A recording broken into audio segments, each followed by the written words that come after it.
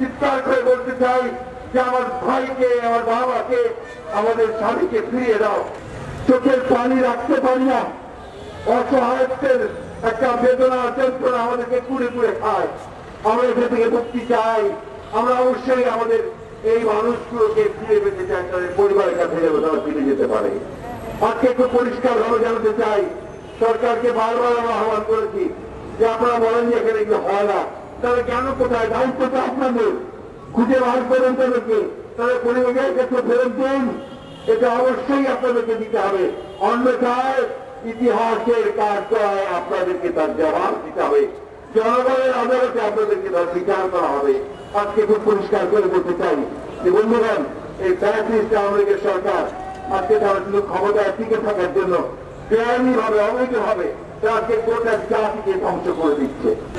আসুন আজকে সবাই দেশের জনগণ ঐক্যবদ্ধ করে এই ভয়াবহ যে একটা দানবীয় সরকার আমাদের উপর চেপে বসেছে, তাকে রাজনৈতিক ভাবে পরাজিত করার জন্য আমরা কাজ শুরু করে, আন্দোলন শুরু করি। এই যে আমাদের সামনে যে শিশুরা রয়েছে, যারা কিছুক্ষণ আগে তাদের যে আকুল আবেদন যে আমাদের বাবাকে ফিরিয়ে দেন, আজকে এখানে আমাদের কিছু মহিলা আছেন যারা অত্যন্ত আকুল ভাবে বলছেন যে আমার ভাইকে ফিরিয়ে দেন।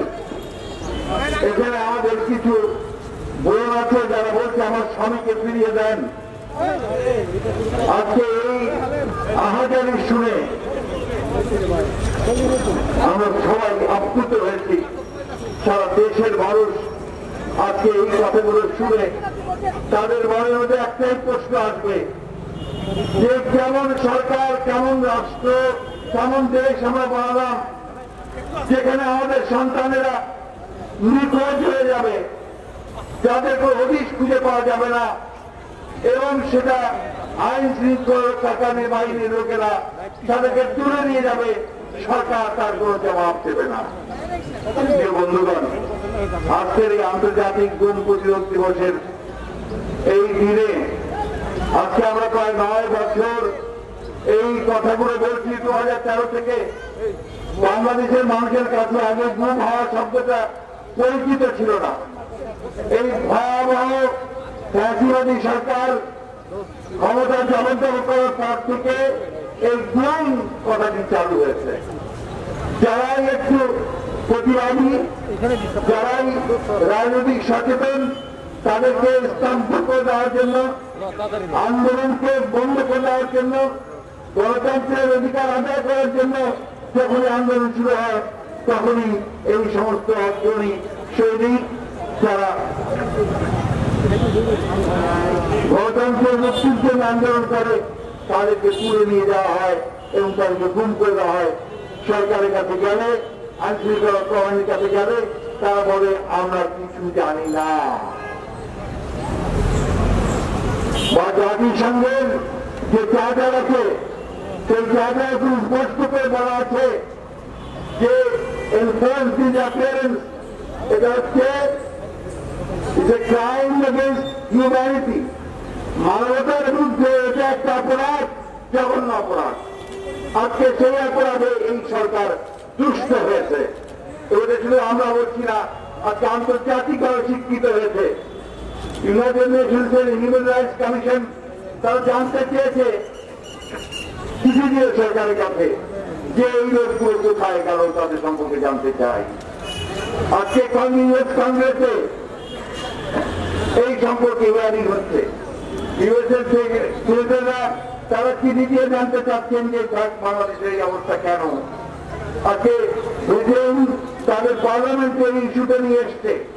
এই বিষয়গুলো আজকে গোটা জাতির সামনে, পৃথিবীর সামনে এই জঘন্যতম অপরাধের বিষয়গুলো ফুটে উঠছে। বন্ধুগণ, দুর্ভাগ্যজনক 1971 সালে যে স্বাধীনতা যুদ্ধ আমরা করেছিলাম, আমরা যুদ্ধটা করেছিলাম একটা জাস্ট সোসাইটির জন্য, একটা মানবতার পক্ষের একটা সমাজ আমরা গঠন করতে সক্ষম হব, গণতন্ত্রের পক্ষের একটা রাষ্ট্র আমরা তৈরি করতে পারবো, মানুষের অধিকারগুলো প্রতিষ্ঠিত হবে।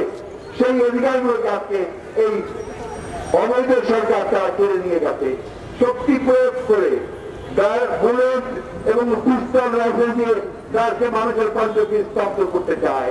বন্ধুগণ, এই পরিবারগুলোর অসহায়ত্বের দায় কে নেবে? আজকে এখানে অনেকে আছেন যে 9 বছর 8 বছর ধরে তাদের খুঁজে পাওয়া যাচ্ছে না।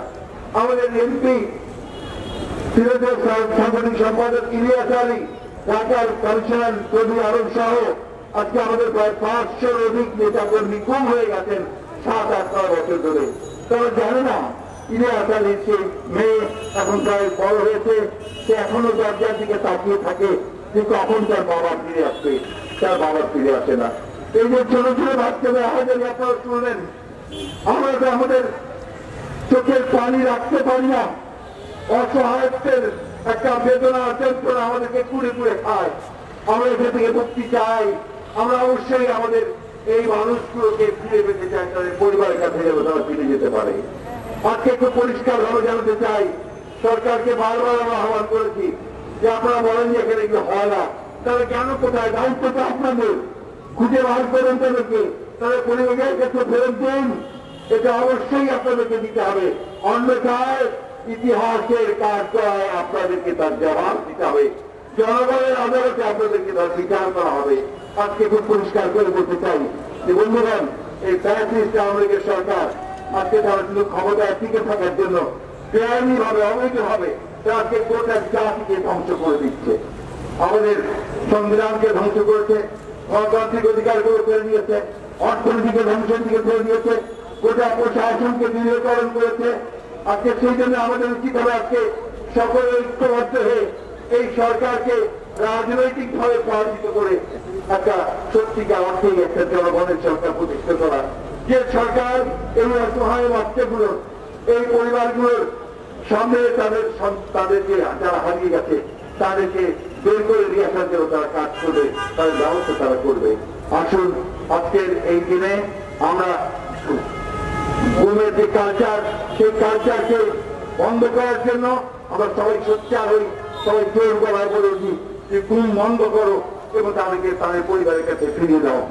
এই কথা বলে আমি যারা জন্য উপস্থিত হয়েছে, বিশেষ করে আমাদের পরিবারগুলো, তাদেরকে আন্তরিক ধন্যবাদ জানাচ্ছি এবং তাদেরকে একাত্মতা ঘোষণা করছি। আমরা আর কিছু করতে পারি না, আমরা শুধু তোমাদের পাশে দাঁড়িয়ে চিৎকার করে বলতে চাই যে আমার ভাইকে, আমার বাবাকে, আমাদের স্বামীকে ফিরিয়ে দাও। এই কথাই আমরা বলতে চাই। বন্ধু আসুন আজকে সবাই দেশে জনগণ ঐক্যবদ্ধ করে এই ভয়াবহ যে একটা দানবীয় সরকার আমাদের চেপে বসেছে তাকে রাজনৈতিক ভাবে পরাজিত করবার জন্য আমরা কাজ শুরু করি, আন্দোলন শুরু করি। সকলকে ধন্যবাদ। তা আমাদের খুদা হাফেজ। বাংলাদেশ জিন্দাবাদ। বাংলাদেশ জাতীয়তাবাদী